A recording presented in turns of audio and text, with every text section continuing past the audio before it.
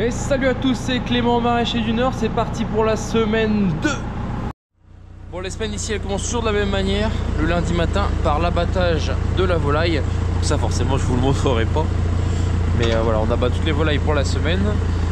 Et ensuite beaucoup de préparation de légumes pour se remettre à jour, pour démarrer la semaine. Et donc là ce matin il y a Samuel qui est déjà revenu de congé. Franck il est en congé pendant 2 semaines là. Donc du coup, parce que j'étais tout seul la semaine dernière. Et donc là avec Samuel on a déjà préparé des légumes ce matin. Et donc là je vais juste chercher un palox de chair ferme d'Annabelle pour qu'on puisse le passer au déterreur, non pas parce qu'il y a de la terre mais juste que c'est plus facile, comme ça je le vide dans le déterreur et ensuite on transfère tout en caisse pour pouvoir les mettre ensuite dans la laveuse. Et pendant ce temps là Samuel est parti faire des choux verts, choux de Bruxelles et navets.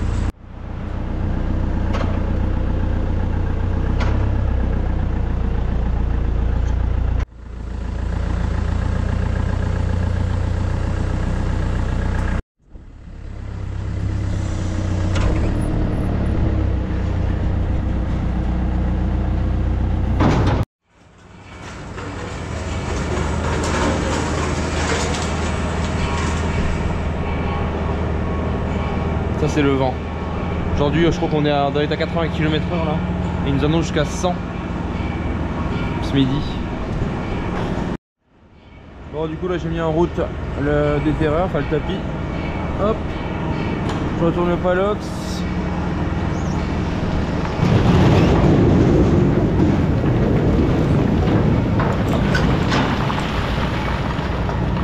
Bon, ça permettra d'enlever toute cette terre aussi.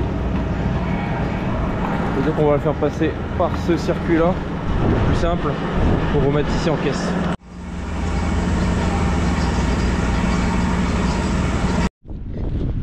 Allez, je vais rejoindre Samuel dans les choux avec ce vent qui s'intensifie au fur et à mesure des heures.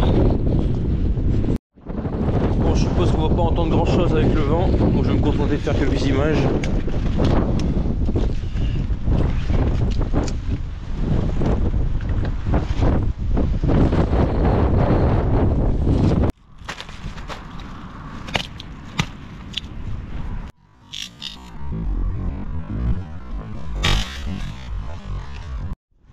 A noter que nous, la particularité c'est qu'on vend des bâtons en entier et on vend également du vrac, mais du coup pour le vrac on ramène les bâtons en entier puis on les désosse, on va dire, je sais pas comment ça s'appelle, à la ferme, c'est plus simple et on travaille dans de meilleures conditions parce que là laisse tomber. Et maintenant ici c'est les choux verts ou choux frisés, ça dépend comment vous les appelez. Bon, cette année le problème c'est qu'ils sont pas hyper gros, enfin ça dépend, ils sont bien. Là comme ça tu vois c'est nickel, c'est super. Il y en a beaucoup qu'on laisse un peu en arrière parce qu'ils sont trop petits. Mais au moins ils sont beaux.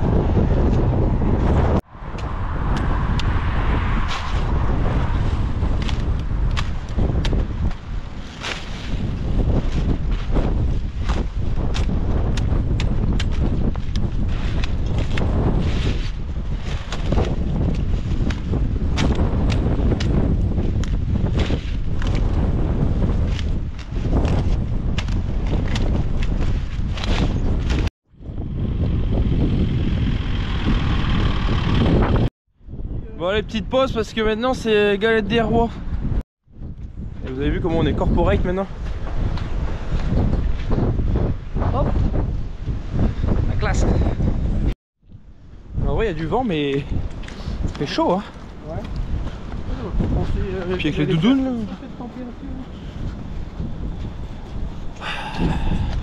L'hiver sera chaud, l'hiver sera chaud. Ah bah on voit qu'on nous a pas attendu ici. Non bah si, justement. Bon allez, trêve de plaisanterie, on y retourne. Surtout que j'ai même pas eu la fève. Je suis le roi des cons comme on dit. Hop, place au navet. On va d'abord enlever le voile.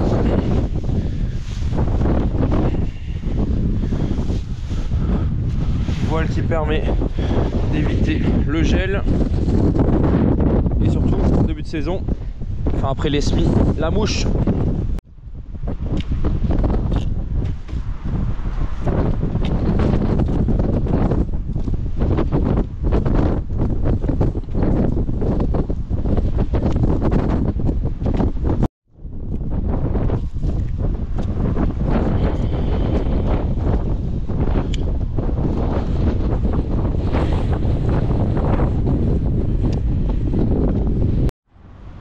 Bon allez, maintenant on va commencer à trier les Annabelle, enfin du moins pour les transférer en caisse. Il commence à faire froid. Il commence à pleuvoir là, et ce matin il faisait 12 degrés, cet après-midi je crois que ils annoncent une chute de température, donc c'est marrant. Maintenant on est dans une époque où le matin il fait 12 et l'après-midi il fait 6. C'est à n'y plus rien comprendre. Mais heureusement, regardez, j'ai investi dans un truc qui est sympa. Une veste chauffante. Et ça tu vois, c'est une veste sans manches. Elle est déjà très agréable. Et alors dès qu'il fait un petit coup de froid, paf, t'appuies sur le bouton et ça envoie un peu de chaleur. Et franchement c'est super agréable pour les changements de temps. Bon, je monte vite fait parce que je suis en train de finir tout seul là. D'ailleurs, rayon de soleil. Bon, le déterreur est bientôt vide. Cet après-midi je suis tout seul. Donc là je vide en fait dans des petites caisses rouges comme ça. Des caisses de 15 kg à peu près. Je repaletise. Comme ça on pourra mettre à la main dans la laveuse. Donc là j'enlève juste les bouts de terre qui restent.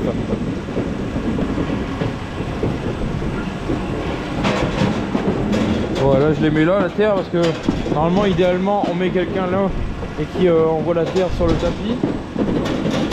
Mais là il est en configuration pour triage pommes de terre avec calibrage et tout. Donc ce tapis là il sert à orienter les petites pommes de terre. Enfin bref, je vous expliquerai ça quand je vous ferai une vidéo sur le triage de pommes de terre.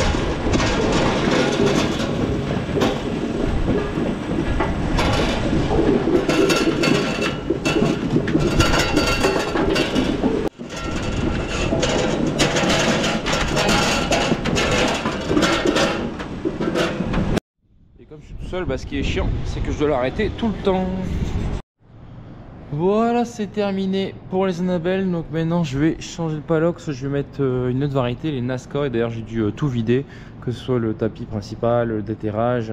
Et après bah, c'est un peu le problème dans le maraîchage quand tu as plein d'espèces différentes à passer de déterreur ou différentes variétés de pommes de terre. C'est qu'à chaque fois bah, pour garantir une pureté variétale, bah, tu dois tout vider, tous les organes de triage. Pour pas que par exemple vous retrouviez une chair ferme dans un sac de pommes de terre fritables, parce que du coup le résultat après la cuisson n'est pas du tout le même. Donc c'est important à chaque fois bien nettoyer entre les variétés. Et donc pour la partie triage je vous la montre pas comme je l'avais dit tout de suite, parce que j'attends une nouvelle machine qui va bientôt arriver normalement. Et donc ce sera l'occasion d'en reparler. Je ferai une vidéo certainement uniquement pour l'arrivée de cette machine, pour mettre en avant justement le vendeur et puis la bécane. Ça pourra certainement vous être utile si vous recherchez ce genre d'engin, mais genre, voilà, je vous dis pas encore ce que c'est, vous verrez au moment venu. Et donc j'en profite du coup pour faire une vidéo sur toute la partie triage de pommes de terre. Allez, je vous reprends aujourd'hui, on est mardi après-midi et on va aller arracher du poireau. Donc normalement j'en avais assez jusqu'à vendredi, mais le problème c'est que demain matin je ne suis pas là. Et à partir de demain après-midi ils annoncent une dégradation et potentiellement de la neige. Donc on ne sait pas dans quelles conditions on va être pour la fin de semaine. Donc voilà, on prend un petit peu d'avance sur ce sujet. Et je change de partenaire, parce que d'habitude c'est toujours Franck qui fait les palox de poireaux. Mais comme il est en congé, bah, Samuel il va faire son baptême de poireaux. Et ce sera l'occasion, je vais essayer de faire voler le drone pour faire un petit tour autour de la machine. Ce sera son premier essai. Là on va être en condition légèrement humide. En plus il y a replu ce matin 3 mm, donc être dans l'humide c'est pas très grave, mais quand il y a plus fraîchement souvent ça donne une atmosphère un peu grasse comme ça. Et bon, je pense que ça devrait aller normalement. Allez, nous voilà au champ de poireaux. Hop.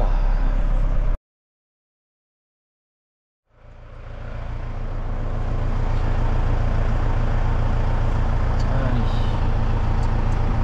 On descend le soc. Samuel il monte sur la machine.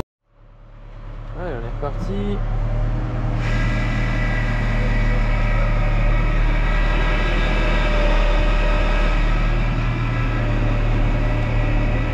Toujours bien visé ici. ajuster la hauteur en fonction du niveau de terre qu'on a sur les racines.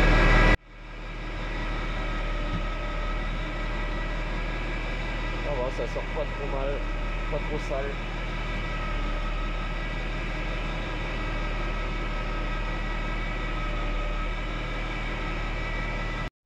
Allez, maintenant c'est le moment de sortir la bête.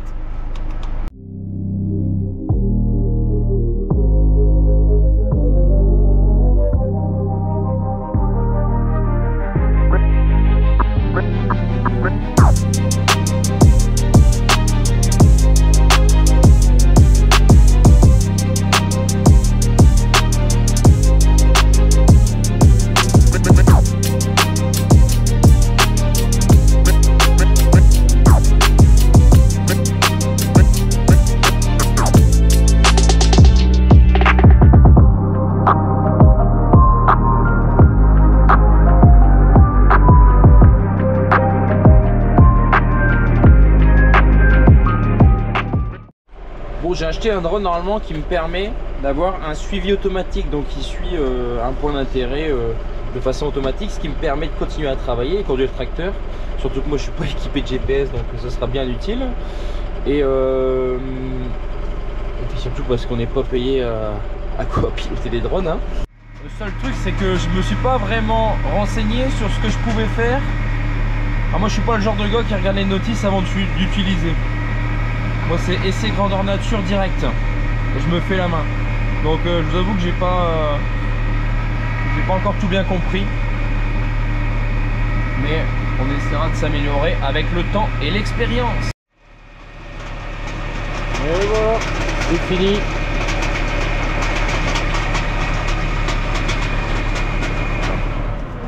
C'est bien parce que cette année une ligne égale un palox. Chaque fois avec une ligne, le palox il est plein complètement, donc ça c'est top. Un truc que je fais aussi maintenant pour faciliter le prochain arrachage, c'est que je repasse sur la ligne qui a été arrachée, parce qu'en fait à cet endroit là il y a une surface qui est du coup très meuble, et le fait que si jamais il repleut dedans, et bah après ça fait vraiment de la mousse, et c'est comme ça que tu peux patiner, ou alors vraiment ou projeter de la terre sur le rang suivant. Enfin voilà, ça génère pas mal de problèmes quand c'est dans les mauvaises conditions. Et le fait de rouler dessus, ça va damer un petit peu, ce qui va faire l'effet d'un peu un terrassement entre guillemets, pour permettre de faciliter le passage la prochaine fois, parce que le poireau, tu y vas tout l'hiver, hein, tu conserves pas du poireau comme ça, donc c'est au fur et à mesure des besoins. Ça fait partie des joies du poireau. Moi sinon je suis content de mon poireau, franchement il est joli. Il est joli cette année, du moins pour l'instant. Bon, il me reste 20 lignes sur cette parcelle là. 20 lignes égale normalement 20 semaines. Je fais à peu près un palox de poireau, enfin une ligne de poireau par semaine, ça tombe à peu près juste avec ma vente. Donc l'idée en fait c'est que ces 20 lignes elles me servent pour la consommation directe, donc j'arrache, je vends. Et ensuite la deuxième parcelle de poireau qu'on a plantée, je sais pas si vous vous souvenez lors de la plantation, une deuxième petite parcelle, ça celle-là elle va servir uniquement à la conservation. Alors après forcément on prévoit toujours un peu plus. Je pense que cette année avec les résultats qu'on a en poireau, je vais être excédentaire, j'en ai avoir de trop. Comme pour les carottes d'ailleurs, j'en ai avoir de trop. Donc mais bon, comme je dis toujours, vaut mieux avoir trop que pas assez. Et donc ouais, toute l'autre partie elle sera en conservation frigo pour essayer d'aller le plus loin possible avec tout d'abord des poireaux entiers, puis ensuite du blanc de poireau. Bon, et bah là quand je suis là-dessus je me dis que c'est le début des emmerdes. C'est bien reparti là, la filmeuse, le vieux Someka, où je dois attendre 30 secondes pour le faire chauffer.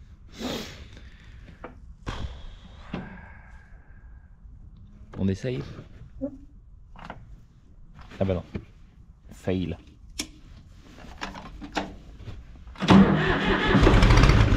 Nom de Dieu, au quart de tour. Oh, vivement les beaux jours quand même hein.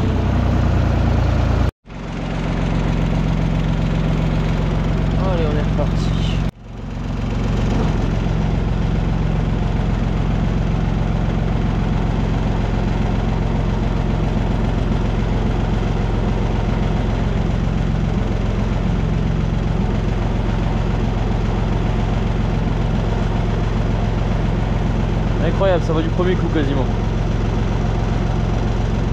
Incroyable. On peut faire une croix dans le calendrier dans notre jus. Voilà, Sam il va au bout pour tendre le tuyau. Vas-y, tends. Et puis rouler jeunesse.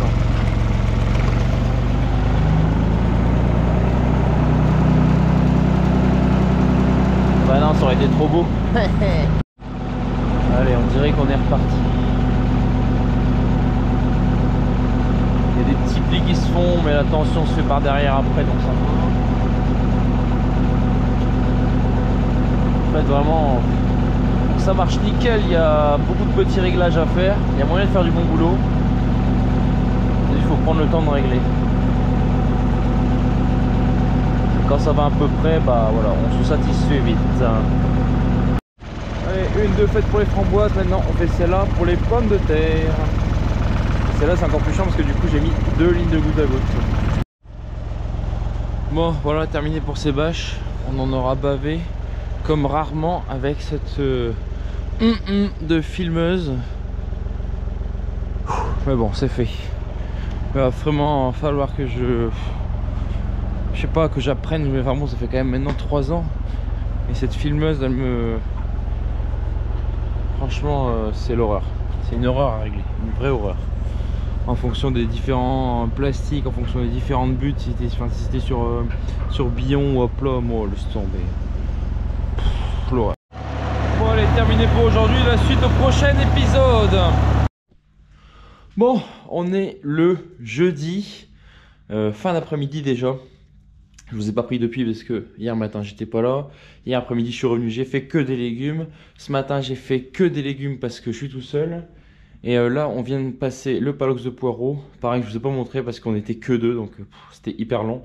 Et j'avais pas trop le temps de filmer du coup. Par contre je vous le remontrerai avec des belles images la prochaine fois qu'on sera assez nombreux, qu'on soit à la chaîne, qu'on puisse, voilà, que la machine tourne tout le temps et que je puisse faire des images un peu plus facilement.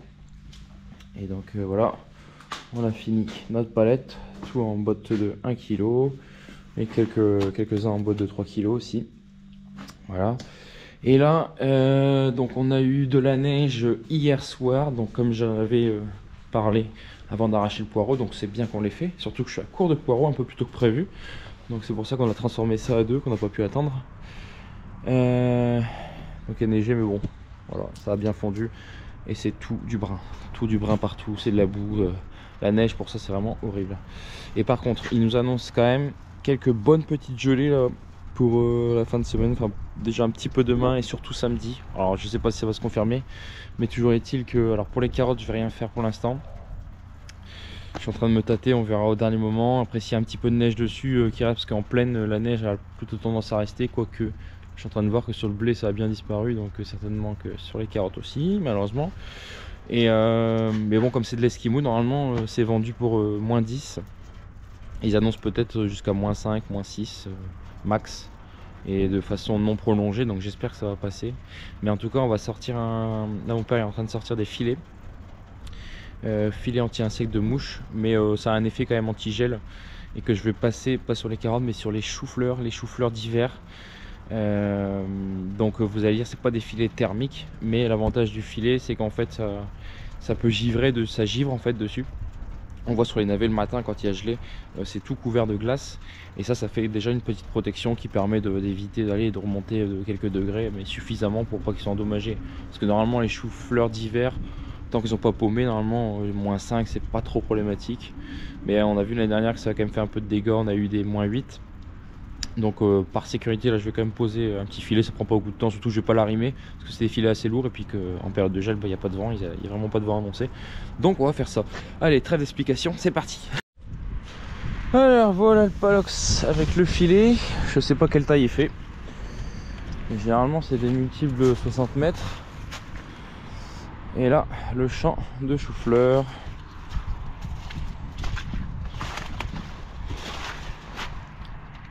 Que je vous avais déjà montré dans une des vidéos bilan. Donc on va couvrir tout ça. Ça c'est pour des productions de mars-avril.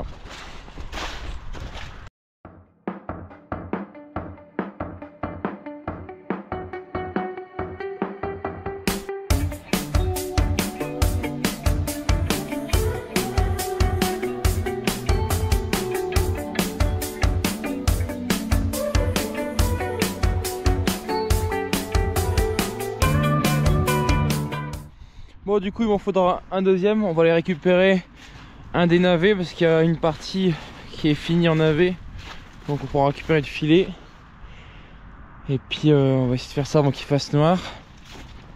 Et donc là en fait, comme je disais, ici il y aura de l'humidité qui va, enfin, il y aura la rosée, donc il va être trempé le filet.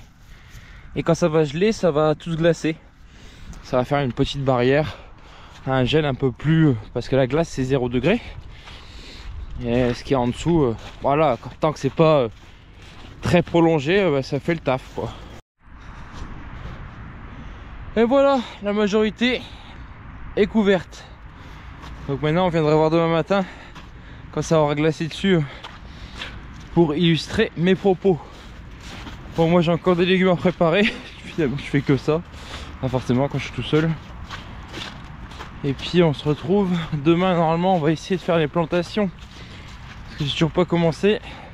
Et j'ai reçu mes plants de navets, épinards, salade, persil. Donc je doute qu'on arrive à tout faire demain, mais bon, on va toujours commencer. Bon, ça y est, on a eu notre première vraie gelée de l'année.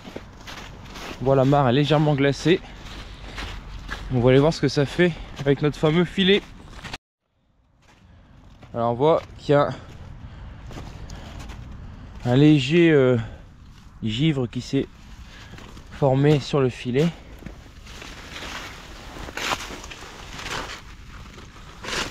Et regardez la différence. Ici c'est dur, j'arrive pas à enfoncer mon doigt, tandis qu'ici ça a pris un petit peu, mais c'est léger, j'arrive à enfoncer mon doigt. Donc voilà, rien qu'un petit filet comme ça, on voit clairement la différence. Et pour des choux d'hiver qui sont peu sensibles au gel, voilà, si on veut se faire une petite sécurité, et ben ça fait largement l'affaire.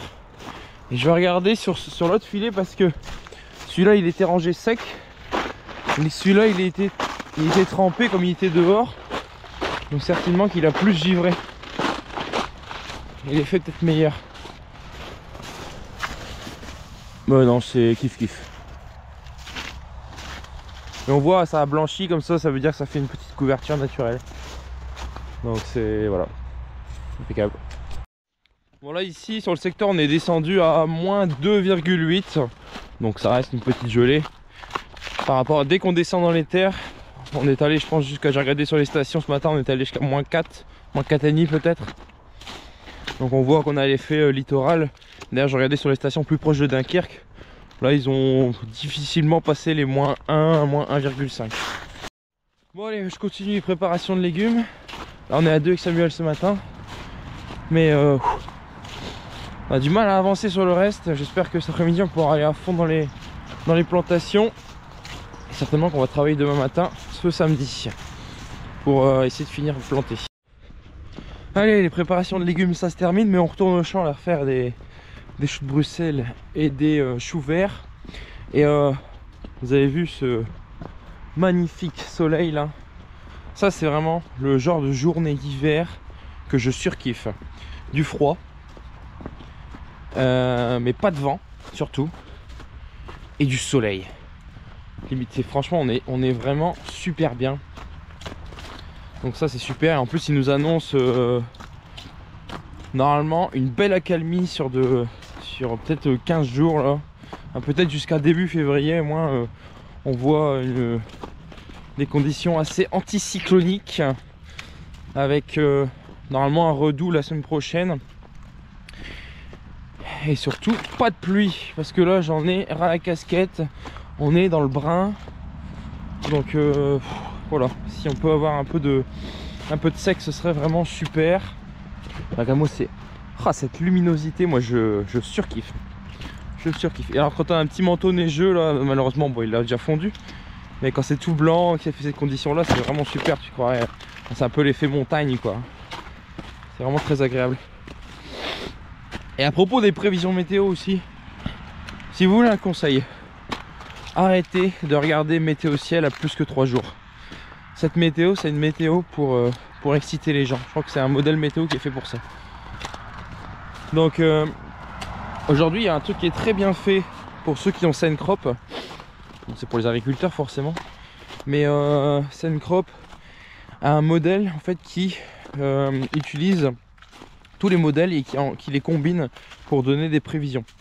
Et en plus, ce qu'ils font, c'est qu'ils prennent sur certaines données, par exemple la température, l'hygrométrie ou la pluviométrie, ils prennent les modèles qui marchent le mieux sur l'historique, sur les dernières semaines par exemple, et ils disent par exemple en ce moment ce modèle là est le plus fiable sur telle ou telle donnée, et donc ils favorisent ce modèle là pour telle ou telle donnée. Et donc ce qui fait qu'on a une prévision qui est quand même, voilà, qui mélange les modèles et donc qui a un peu plus de fiabilité. Et on voit que bien souvent ce modèle là il adoucit un peu tous les modèles qui extrémisent les choses, comme Météo-Ciel. Météo-Ciel, c'est le modèle GSF 40. Et alors ça, c'est un modèle qu'en fait qui quand il annonce, quand il va faire -4, il va t'annoncer 7 jours avant qu'il va faire -12. Tu vois, typiquement c'est ce qu'on a eu pour aujourd'hui. Normalement il devait faire -10, -15, voilà. Donc voilà, surtout éviter Météo-Ciel plus que 3 jours, ça ne sert strictement à rien. Et pareil aussi, un truc que j'ai découvert, enfin que j'ai appris, c'est que finalement les modèles météo ne sont que des modèles informatiques qui ont besoin d'une analyse humaine. Et à ce propos, je vous invite à vous abonner à une page sur Facebook qui s'appelle Extrême Météo. Donc c'est un gars qui est ultra passionné par la météo et qui analyse en fait les différentes données. Et c'est lui qui m'a fait comprendre qu'en fait Météo-Ciel à plus que 3 jours c'était n'importe quoi. Et voilà, qu'il y a besoin d'une analyse humaine derrière tout ça. Et franchement, regardez ces analyses, bon des fois c'est très technique et j'avoue que des fois j'y comprends pas grand chose, mais ça permet pas mal de temporiser tout ça. Et donc regardez-le, c'est vachement intéressant. Et ça permet d'avoir des fois des visions un peu plus fiables de ce qui va se passer, ou alors des tendances quoi. Même si c'est jamais forcément hyper précis, mais tout ce qui est précis, enfin ça peut pas être précis à si long terme. Donc voilà, allez-y, jetez-y un œil. Allez, vendredi après-midi, on attaque par les plantations de navets. Ici on a les petites mottes de navets qu'on plante sur du paillage salade, donc 14 trous par mètre carré. J'avais fait ça l'année dernière et c'est très bien en termes de densité. Après là cette année il y a un petit peu moins de navets par motte, mais bon. Et donc la différence c'est que là du coup le paillage on l'a posé à la main, ce qui fait qu'on gagne les 2 lignes du bord. Donc toujours pareil, optimisation de l'espace. Normalement je vais pouvoir tout mettre ici, donc une bande là. Au retour pour la prochaine plantation, semaine 8, enfin semaine 7. Puisque la mâche c'est terminé, on a fini les plantations donc il me restait plus que ça. Ici il y avait déjà eu de la mâche, enfin, c'était la première mâche du coup. Comme quoi voilà, ça enchaîne, donc ça c'est bien. Et donc du coup pour arrimer je m'embête pas, hein, tous les 3-4 mètres, même peut-être un peu plus. Voilà, je creuse un petit peu ici comme ça, je pose le film. Et voilà, j'ai pas mes mains. Hop. Et je recouvre. Et voilà, il y en a assez. Allez, ici on enchaîne avec les épinards. Donc je vais dérouler la bâche le temps que Samuel arrive. Hop. Bon là il n'y a plus beaucoup d'épinards. De toute façon c'est les derniers épinards qu'on met en serre. Enfin encore une fois. Mais pas grand chose. Et après ce sera tout. Ce sera pour dehors. Même si dehors, comme je vous avais dit au printemps, les épinards c'est jamais terrible. Bon, les derniers plantés là ils sont beaux. Et sans faire exprès je me suis gouré, j'ai pris un paillage beaucoup plus petit, enfin beaucoup plus dense. Je pensais que c'était un 14 trous, mais ce n'est pas le cas. Mais je m'étais dit que c'était pas grave parce qu'il y avait beaucoup de plants où il y avait un nombre d'épinards qui était plus faible que d'habitude. D'habitude j'ai 4-5 plants par motte. Et ici j'en ai souvent 2, des fois 1, 3, 4. Alors je veux dire dans l'ensemble ça sera peut-être un peu dense. Mais c'est pas grave, tant pis, là avec ce qui reste je pense qu'on va finir la bande et puis ce sera tout pour cette année.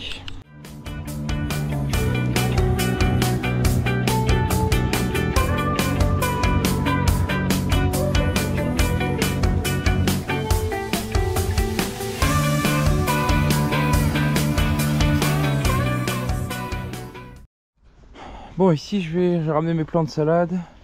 Je vais les couvrir vite fait pour la nuit parce qu'on va pas les planter maintenant. On va planter ça demain matin étant donné que en fait j'avais laissé le pédicette dehors. Ça, faut jamais laisser un P17 dehors quand il gèle, parce que s'il est en boule, et ben en fait tous les plis, ça se givre et du coup ça colle. Et là il y a tout plein de petits plis qui sont collés par le givre. Et du coup si tu veux les décoller, bah, ça s'arrache et ça fait des trous. Donc je vais dérouler comme je peux. Et je vais laisser, donc là tout ce qui est en boule en fait c'est parce que c'est collé à cause du gel. Donc demain matin on va planter ça. Et normalement bah, ce sera, avant demain soir ce sera décollé. Et je pourrais mettre le P17 sur les salades. Parce qu'à cette époque-ci, voilà, la salade c'est quand même très fragile. Donc toujours prévoir le P17 même sous abri. On sait jamais. Donc ici on finit de planter le persil. Voilà les mottes, comment ça se présente. Donc ça maintenant uniquement du persil frisé. On a arrêté le persil plat parce que bon, les gens accrochent pas trop. Et donc on finit de planter ça et je pars après en livraison. Comme ça on aura profité du soleil pour travailler dans les serres. Et comme ça bah, la nuit tombée je fais le travail de livraison. Et avant de partir je vais couvrir les navets. Parce que pour le coup des plantules de navets je sais pas si ça résiste au gel, enfin jusqu'à quel niveau, donc j'en sais rien du tout. Mais de toute manière le P17 j'utilise pour deux choses. Déjà pour forcer, pour faire un peu plus chaud et que ça avance un peu plus vite. Parce que je pense que je vais être à court de navets assez rapidement. Donc il faut vite que ceux-là ils prennent le relais pour faire les premières bottes au printemps. Et également pour la mouche. Parce qu'on n'est jamais à l'abri des vols de mouches, même à l'intérieur. Donc le P17, voilà, il filtre très bien la mouche, enfin il filtre complètement. Le seul problème c'est qu'après quand il commence à faire chaud il peut faire peut-être des fois trop chaud. Donc voilà, il y a un moment donné où il faut passer en filet. J'ai encore des filets anti-insectes pour des petites surfaces comme ça pour la serre. Donc si jamais il fait trop chaud on change de P17 par un filet. Allez c'est parti. On est samedi matin, ça a dégelé. Et en fait, il vient de pleuvoir là. Et c'est une patinoire. Il y aura des cartons sur la route. Allez, c'est reparti aujourd'hui avec la plantation des salades. Et une nouvelle technique pour dérouler les bâches à la main. Plutôt que de rouler à la main. On a passé un fil Deltex dans le rouleau. Et puis on tire à deux. Et là, c'est total confort. Vas-y, tire un peu plus toi. Il faut juste adapter la vitesse pour être à peu près droit. De toute façon ça je vais réajuster quand je vais arrimer la bâche.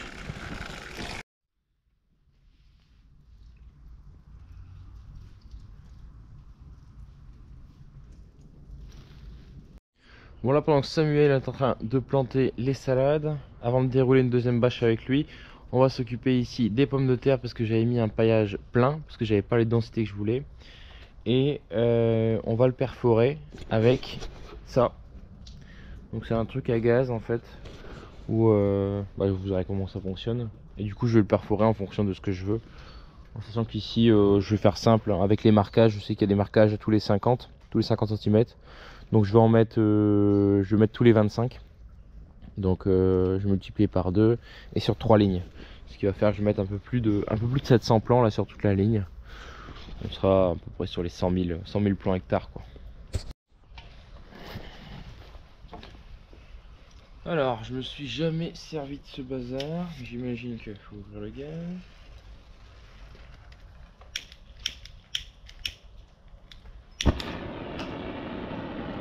Voilà. En fait, ouais, c'est une petite flamme qui fait chauffer le bout ici. Ça permet de couper le plastique du coup.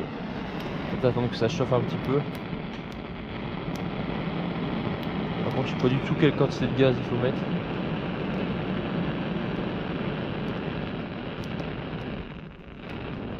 On va mettre au minimum, on verra bien.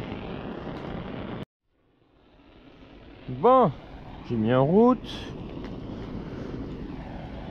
J'avoue que c'est la première fois que je m'en sers, donc je sais pas trop s'il faut faire un mouvement ou s'il faut juste poser.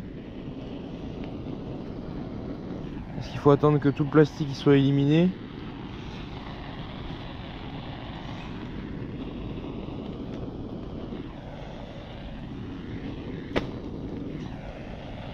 Est-ce qu'il faut taper dessus ou...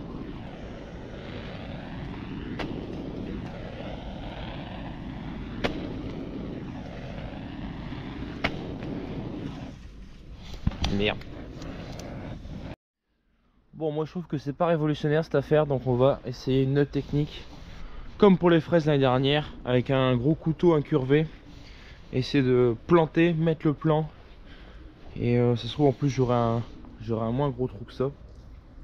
On va essayer. Alors j'ai été chercher mes plants et on voit qu'ils ont déjà bien bougé. Quand tu vois tous les petits points blancs, ça a bien redémarré en quelques jours là. Donc là sous la bâche ils vont être impeccables, normalement ça devrait fuser. Donc je plante, j'écarte et j'enfonce. Et je recouvre un petit peu. Il faudrait un plantoir un peu plus gros je pense. Ce serait l'idéal. Bon finalement je fais comme avec ça. Alors je sais pas si c'est la bonne méthode. J'essaye de mettre au plus profond possible.